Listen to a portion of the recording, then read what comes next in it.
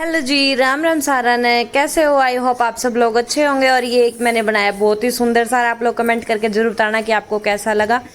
ये मैंने जीन्स ले ली थी और उनको काट ली थी। जीन्स खैर तीन जीन्स ली थी मैंने, तो तीन में से कुछ एक बच गई थी, बहुत ज़्यादा नहीं बची थी। ये मतलब 2-3 कलर की होगी थी, तो इसलिए करके मैंने ले ली थी। और मेरे पास बहुत सारी जीन्स रखी हुई थी, तो फिर मैंने कहा चलो इनका कुछ यूज़ किया जाए।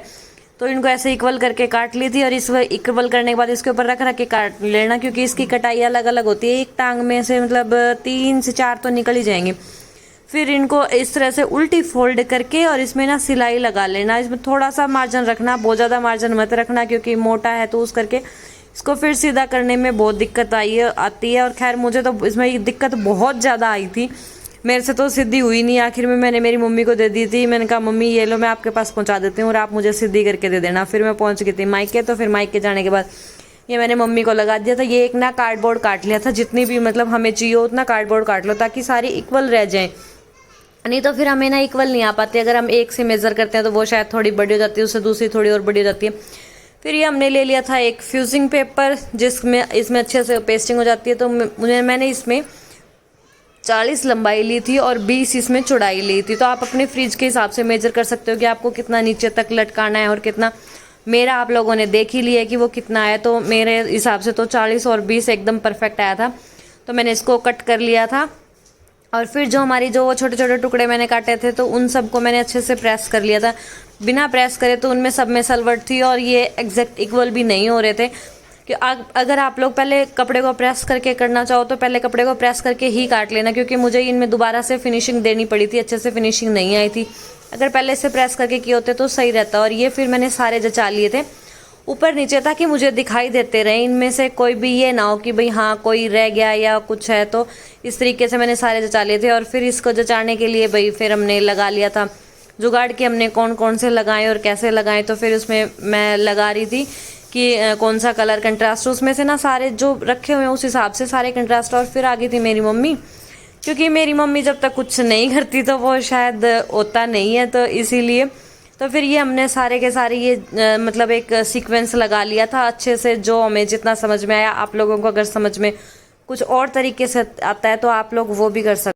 तो हमें यही सीक्वेंस समझ में आया था। इसमें ना थोड़ा सा वो गैप पड़ रहा था, तो इसलिए फिर हमने इसमें बीच में थोड़ा थोड़ा गैप छोड़ दिया। पर मुझे ऐसा लगता है कि वो गैप शायद हमें नहीं छोड़ना चाहिए, क्योंकि बाद में थोड़ी सी दिक्कत आई थी इस चीज़ को लेके, कि जो हमने गैप छोड़ दिया था ना, उस गैप को लेके दिक्कत सी आई थी।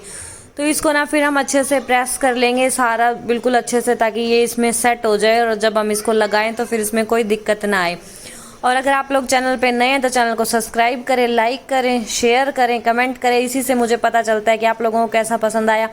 अगर आप लोग इसको अच्छा देते हो तो फिर मैं उसके बाद और भी बनाती रहूँगी, क्योंकि मैंने बहुत सारे जुगाड़ बनाए हुए हैं और वीडियो रखी हुई हैं जो मैं अपलोड नहीं कर पाती। ये जो पट्टियाँ हैं ये सारी मेरी मम्मी ने सीधी कर दी थी, और फिर मैंने इनको दोबारा से प्रेस करना शुरू किया था। और ये इस तरीके से मैंने सारी प्रेस से अच्छे से जमा ली थी, क्योंकि अगर अच्छे से नहीं जमाओगे तो ये ना फिर इनमें वो रह जाती है, मतलब फुलनेस सी रह जाती है। और फुलनेस के कारण ना फिर ये सेट नहीं हो पाते। तो फिर इन सबको मैंने बहुत अच्छे से सेट किया था।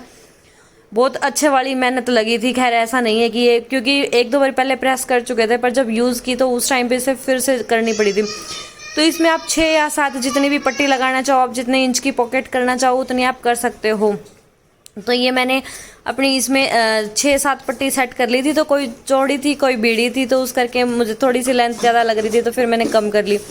फिर उसके नीचे लगाने के लिए एक फैब्रिक ले लिया था। आप जैसा भी फैब्रिक चाहो, इसके लिए कोई नीचे ज़्यादा अच्छा लगाने की जरूरत नहीं है। ये सिर्फ एक उसको ना मतलब बाइंड करके रखे, उसके लिए हमने लगाया है। तो इसी के ऊपर फिर जो इसकी साइडों की पट्टी है और जो ऊपर की आएगी, नीचे वाली में तो हमें इतनी ज़रूरत नहीं है, पर जो ऊपर को आएगी ना उसमें हमें ज़रूरत है, तो उसको फोल्ड कर ले। ये इधर फिर मेरे बच्चियाँ लग गई थी काम करने, ये भी बहुत कमावनी बेटी है मेरी। तो ये फिर इस फैब्रिक के ऊपर से ही मैंने सारी लगा ली थी जितनी चाहिए थी। इसमें मेरी ये 7 पट्टी आई थी, तो ये 7 पट्टी से मेरा ठीक हो गया था। मतलब इतना ना कम लग रहा था मुझे, ना ज़्यादा लग रहा था। अगर आपको कम ज़्यादा लगे तो कई चौड़ी वीडियो होती है, तो आप उनको एडजस्ट कर सकते हो। तो फिर इनको मैंने ना साइडों से सिलाई लगा ली थी। ये था तो खैर बहुत टफ टास्क, सीरियसली मुझे बहुत टाइम लग गया इसको बनाने में। तो इसमें ना साइडों में इसके सारे सिलाई कर लेना जितनी भी है। उसमें ना मतलब थोड़ी सी अपना बड़ी करके रखना, काटने में तो वो बाद में दिक्कत होगी, पर ना वो इक्वल नहीं आती अगर आप उसको अच्छे से नहीं करोगे ना। जैसा जो साइडों में अगर उसको नहीं छोड़ोगे तो फिर वो इक्वल नहीं आती, तो इसलिए उसको बाद में काटना ही ठीक रहता है। तो इसलिए फिर मैंने इसको इधर थोड़ी बड़ी कर करके, तो ये इस तरीके से फिर हमारी कंप्लीट क्या है, इसकी ना सिलाई लगी थी। एक साइड की सिलाई लगने के बाद दूसरी साइड का भी ना आपको सीधा करना पड़ेगा, ऐसे तो ये सीधा नहीं होता। खैर थोड़ा था डिफिकल्ट टास्क, पर मतलब अच्छा लगा, डिज़ाइन ओवरऑल अच्छा लगा। आप लोगों को कैसा लगा आप लोग कमेंट करके बताना। और इसके ना दोनों साइड स्टिच लगने के बाद में हम इसको ना अच्छे से फिनिशिंग से इसको ना बिल्कुल पास से काटना है, ज़्यादा दूर का गैप नहीं रखना है, इसको ना बिल्कुल पास से काट लेना। और भाई है, अगर आपकी सीजर अच्छे से धार वाली हो ना तो ही फ़ायदा, नहीं तो बहुत मुश्किल काम है। और ये फिर इसके जो हमने साइडों में जो बड़ी कटी थी उन्हीं में से ये इसमें वीविंग कर ली थी। और ये जो हमारा हमने रेडी किया था फ्यूजिंग पेपर, ये उसका हो गया। और ये इधर हमारी जो पॉकेट है वो रेडी होगी। अब तो हमारा हाल फिलहाल में इनको जॉइंट करने का ही काम रह गया था। तो इसके नीचे ना मैंने एक जो चावल की बोरी से और मतलब ये वो जो पतला कट्टा होता है ना वो ले लेना, ज़्यादा हार्ड मत लेना। फिर इसके लिए मैंने ये बेज कलर की एक और पैंट की बली चढ़ा दी थी। तो ये बेज कलर की पट्टी, क्योंकि डेनिम बहुत ज़्यादा मोटी हो रही थी इसलिए मुश्किल हो पा रहा था, तो इसलिए फिर मैंने बेज कलर की जो पट्टी है, बेज कलर की एक पैंट रखी हुई थी मेरे भाई की, तो फिर मैंने उसको और अच्छे से बली चढ़ा दिया। मैंने कहा ऐसे तो दिक्कत आएगी, डेनिम वाली तो बहुत मोटी हो जाएंगी और उस पर नहीं हो पाएगा। तो फिर इसके ना मतलब आड़ा और खड़ा दोनों वे में ना इनकी पट्टियों को अच्छे से फोल्ड कर करके जो हमारा बीच में जो हमने गैप छोड़ा था उस गैप को भी अच्छे से कवर करना था। तो इसमें हमने पट्टियाँ लगाई थी ये इस तरीके से, ये देखो। और डिज़ाइन खैर काफ़ी अच्छा लग रहा था। पहले तो मुझे लग रहा था कि शायद कलर कंट्रास्ट या और ये, मैंने कहा ये सही नहीं आ रहा, पर ये बाद में ओवरऑल अच्छा लग रहा था। ये तो फिर पॉकेट के ऊपर भी मैंने जो बेज कलर है उसी की मैंने उसके ऊपर वो कर दी, क्या कहते हैं उसको, पाइपिंग जो होती है ना, वो पाइपिंग निकाल दी मैंने। फिर एक ये जो बोरी है हमारी, वो जो कट्टा लगाया है तो उस कट्टे से ना वो नहीं होएगा अच्छे से, मतलब रुकेगा नहीं हमारी फ्रिज के ऊपर। तो उसके लिए फिर मैंने एक नीचे एक फैब्रिक और लगा दिया ताकि वो कट्टा भी रुक जाए और वो गंदा भी ना लगे और नीचे एक डिज़ाइनिंग भी हो जाए। तो वो मैंने एक और फैब्रिक लगा लिया। और फिर ये मेरी माँ की डिमांड थी कि रेड कलर से इसमें किया जाए, जो इसकी साइडों की जो पाइपिंग निकालनी है वो। तो फिर मैंने इसकी पूरे की मेरी तो ये इच्छा थी कि मैं बेज कलर से निकालूं, पर बेज कलर से नहीं हो पाई थी। आप लोगों को ये मेरा डिज़ाइन कैसा लगा प्लीज़ कमेंट करके ज़रूर बताना। एक गद्दी और है वो भी बनाई हुई है मैंने, जल्दी उसका भी फुल वीडियो आएगा।